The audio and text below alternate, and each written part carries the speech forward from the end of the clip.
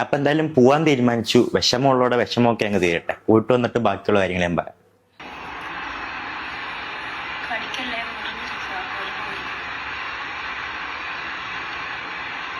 ഇതൊക്കെ നിങ്ങൾ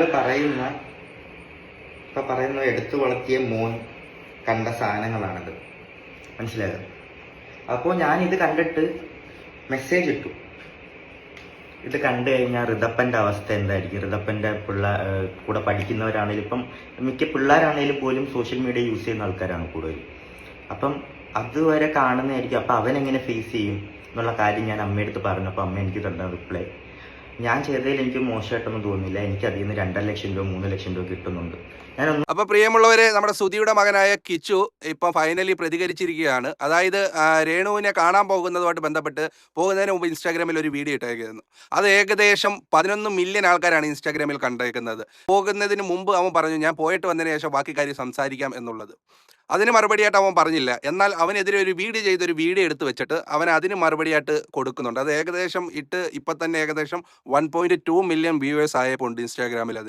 അതിനകത്ത് അവൻ A to Z കാര്യങ്ങൾ പറയുന്നുണ്ട്. A to Z എന്ന് പറയാൻ പറ്റത്തില്ല, കുറച്ച് കാര്യങ്ങൾ പറയുന്നുണ്ട്. അവൻ്റെ ഉള്ളിലെ വികാരം എന്താണ് എന്നുള്ളത് അത് കേൾക്കുമ്പോൾ നമുക്ക് മനസ്സിലാകും ഒരു പക്ഷേ എന്തായിരുന്നു എന്നുള്ളത്. അപ്പോൾ രേണുവിനെ നമ്മൾ കുറ്റപ്പെടുത്തുന്നില്ല. അവർ ഈ ഒരു അവസ്ഥയെ മറികടന്ന് മുന്നോട്ട് വരട്ടെ. അപ്പം കിച്ചുവിനെതിരെ ഒരുപാട് നെഗറ്റീവ് കമൻറ്റുകൾ മറ്റു കാര്യങ്ങളൊക്കെ വന്നായിരുന്നു. അപ്പോൾ എന്തുകൊണ്ടാണ് അവൻ്റെ ഒരു മാനസികാവസ്ഥ നിന്നുകൊണ്ട് ചിന്തിക്കുമ്പോൾ എന്തുകൊണ്ടാണ് അവൻ അങ്ങനെ ചെയ്തത് എന്നുള്ളത് നിങ്ങളൊന്ന് കേട്ടിട്ടോ. എനിക്കെതിരെ ഒരു വീഡിയോ എന്തായാലും പോവാൻ തീരുമാനിച്ചു. വിഷമമുള്ളവരുടെ വിഷമം. ഹലോ ഗൈസ്, അങ്ങനെ വിഷമമുള്ള കാര്യമാണ്, നമ്മളെ സങ്കടപ്പുണ്ട്, വിഷമമുണ്ട്. അപ്പം അങ്ങനെ കിച്ചു അങ്ങനെ പോവാൻ തീരുമാനിച്ചിട്ടുണ്ട്. നാട്ടുകാർ പറഞ്ഞ് കമന്റ് വഴിയിൽ പറഞ്ഞു അങ്ങനെ കിച്ചു അങ്ങനെ ഒടുവിൽ പോവാൻ തീരുമാനിച്ചു. വിഷമമുള്ള ആളെല്ലാം വിഷമം മാറട്ടെ.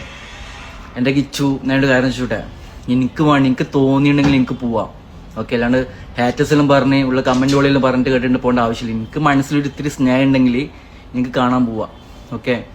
അല്ലാണ്ട് ബാക്കിയുള്ള ആൾക്ക് പോയിട്ട് കാണാൻ പോയിട്ട് അതിനൊരു അർത്ഥമില്ല. കിച്ചു മനസ്സിലായോ? ഒരർത്ഥം ഇല്ല. എൻ്റെ സ്വന്തം അമ്മയില്ലെങ്കിൽ എന്നെ എടുത്ത് നോക്കിയൊരു അമ്മയെന്നത്, അമ്മേന്റെ വില എനിക്ക് എന്തെന്ന് എനിക്ക് അറിയില്ലെങ്കിലും ഉണ്ടല്ലോ, പറഞ്ഞിട്ട് കാര്യമില്ല കിച്ചു. അത് ഇന്നു കുറെ ചീത്ത പറഞ്ഞിട്ടുണ്ട്. വേറ്റേഴ്സിന് മുമ്പിൽ പറയാൻ ഇട്ടുകൊടുത്ത കുറേ ആൾക്കാരുണ്ടോ, കുറേ അങ്ങനെ ഇട്ടുകൊടുത്തിട്ടുണ്ടെങ്കിൽ എനിക്ക് പറയുന്ന അമ്മയുടെ വില എനിക്ക് കിട്ടിയിട്ടില്ല ബ്രോ. എൻ്റെ 2ാമത്തെ വയസ്സിൽ എൻ്റെ സ്വന്തം അമ്മ എന്നെ ഇട്ടിട്ട് പോയതാണ്. പിന്നെ അതിൻ്റെ ഇടയ്ക്ക് ഞാൻ ലൈഫ് സ്റ്റോറിയിൽ കുറേ കാര്യങ്ങളും പറഞ്ഞിട്ടുണ്ട്. പിന്നെ ഇപ്പോൾ ഉള്ള അമ്മ സാധനം ഞാൻ കാണിച്ചു തരാത്ത.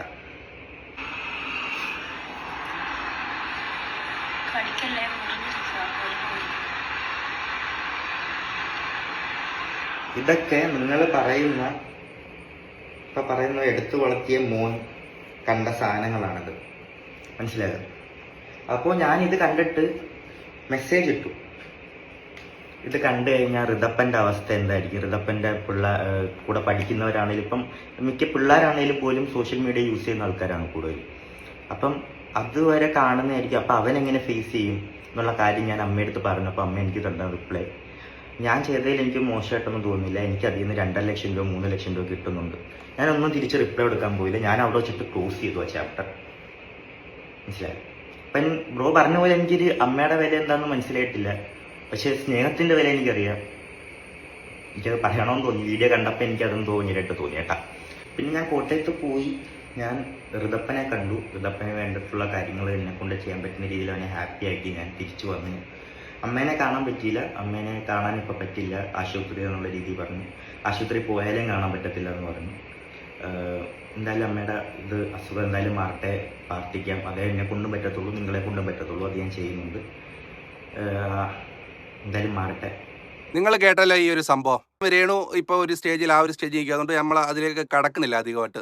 പക്ഷെ അങ്ങനെ രേണു അല്ല, ഏതൊരു വ്യക്തി അങ്ങനെ ചെയ്യുമ്പോഴും അപ്പോൾ അവരെ ഫാമിലിയെ ഡിപ്പെൻഡ് ചെയ്ത് നോക്കുമ്പോഴേ നമ്മുടെ ഫാമിലിയിൽ ഈ പറയുന്നത് പോലെ കുട്ടികൾ കാണും, പ്രായപൂർത്തി ആയവർ കാണും, ആകാത്തവർ കാണും, പിന്നെ മാതാപിതാക്കൾ കാണും. അപ്പോൾ അവരൊക്കെ ഇങ്ങനെയൊക്കെയുള്ള കണ്ടന്റുകൾ ചെയ്യുമ്പോഴത്തേക്ക് അവരെ ഏത് തരത്തിൽ എഫക്റ്റ് ചെയ്യും എന്നുള്ളത് സത്യമായ ഒരു കാര്യമാണ്.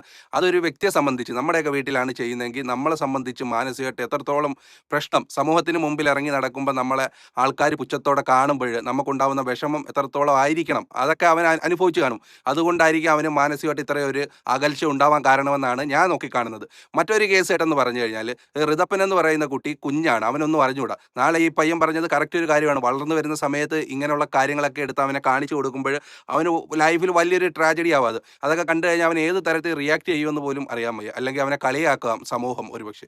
അപ്പം എന്തായിരുന്നാലും അവരിപ്പോഴും ഒരു രോഗസ്ഥിതിയിലായി പോയി. ഇനി അതിനെക്കുറിച്ച് പറഞ്ഞിട്ട് കാര്യമില്ല. ആ ഒരു കാര്യം കൊണ്ടായിരിക്കാം ഇവന് ഇത്രയും വിഷമം ഉണ്ടായത്.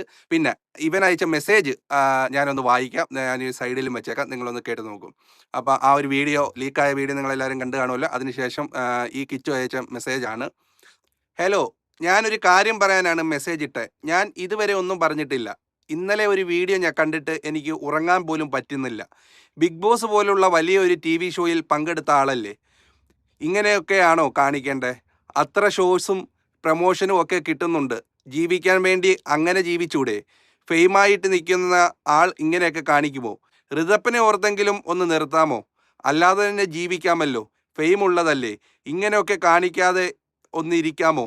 വിഷമം വന്നിട്ട് പറയുന്നതാണ്. ഇതുവരെ ഞാൻ ഒന്നും പറഞ്ഞിട്ടില്ലല്ലോ. പ്ലീസ് ഒരു കൂപ്പി കൈയും കൊടുത്തേപ്പോണ്ട്. രണ്ടാമത് ഒരു മെസ്സേജ് ഇട്ടേപ്പോണ്ട്. ഋതപ്പൻ ഇതൊക്കെ എഫക്റ്റ് ചെയ്യില്ലേ? അവനും ഈ ഫോണൊക്കെ യൂസ് ചെയ്യുന്നതല്ലേ. അവൻ്റെ ഫ്രണ്ട്സൊക്കെ എങ്ങനെ എടുക്കും ഇത്? അറിയില്ലല്ലോ. അതൊക്കെ ഒന്ന് മനസ്സിലാക്ക് എന്നാണ് അവൻ പറയുന്നത്. അന്നത്തെ ആ ഒരു മാനസികാവസ്ഥയിൽ അവൻ്റെ കാഴ്ചപ്പാട് അവൻ പറഞ്ഞു. സത്യമാണ്. വിഷമം ഉണ്ടാവും. ഏതൊരു വളർത്തുമകനായാലും പിന്നെ സ്വന്തം മകനെക്കുറിച്ച് അവന് വിഷമം, അവൻ്റെ സ്വന്തം അനിയനാണല്ലോ, അവനെക്കുറിച്ച് ഓർക്കുമ്പം ഒരു വിഷമം എന്തായാലും ഉണ്ടാവും. അത് സ്വാഭാവികമായിട്ട് എനിക്കായാലും ഉണ്ടാകും, നിങ്ങൾക്കായാലും ഉണ്ടാകാം. അതിന് മറുപടിയായിട്ട് അന്ന് രേണു അയച്ചിരുന്നത്, അതിൽ ഞാൻ ലൈവാണ് പോയത്, എൻ്റെ ലിപ്പ് പൊട്ടിയിരിക്കുന്ന കാര്യം ആണ് സംസാരിച്ചത്, അത്രയേ ഉള്ളൂ. വൃത്തികേടായി ഞാനൊന്നും കാണിച്ചില്ല എന്നുള്ളതാണ് പറയുന്നത്. പിന്നെ താഴോട്ട് പിന്നെ എനിക്കതിൽ നിന്നും ഇത്ര വരുമാനം കിട്ടുന്നുണ്ട്, അതുകൊണ്ടാണ് ഇത് കണ്ടിന്യൂ ചെയ്ത് പോകുന്നു എന്നുള്ളതാണ് പറയുന്നത്. അപ്പം മനസ്സിലായല്ലോ. അപ്പം അവനത്, ഈ കിച്ചു എന്ന് പറയുന്ന വ്യക്തിക്ക് അത്രയ്ക്ക് മാനസികമായിട്ട് അത് പ്രശ്നമുണ്ടായി. അപ്പം നമുക്ക് അവനെ കുറ്റം പറയാൻ ഒക്കുമെന്ന് ചോദിച്ചാൽ പറ്റത്തില്ല. നമുക്ക് രേണുവിൻ്റെ എല്ലാം നമ്മൾ ക്ഷമിച്ചിരിക്കുന്നു, നമുക്ക് ക്ഷമിക്കാം, നമുക്ക് അവർക്ക് വേണ്ടി പ്രാർത്ഥിക്കാം. പക്ഷേ അവൻ്റെ മനസ്സിൽ അവനെ അത്ര അടുത്ത ഒരു വ്യക്തി എന്ന നിലയ്ക്ക് അവനത് ഏത് രീതിയിൽ ഉൾക്കൊള്ളാൻ പറ്റുമെന്നുള്ളത് നമുക്ക് പറയാൻ പറ്റത്തില്ല. അവൻ്റെ മനസ്സാണ്. അപ്പം നിങ്ങൾ തന്നെ പറയും ഇതിനകത്ത് ശരി ആരുടെ ഭാഗത്താണ് എന്നുള്ളത്. അപ്പം പറ്റുന്നവരെല്ലാം കമൻറ്റായി രേഖപ്പെടുത്തുക.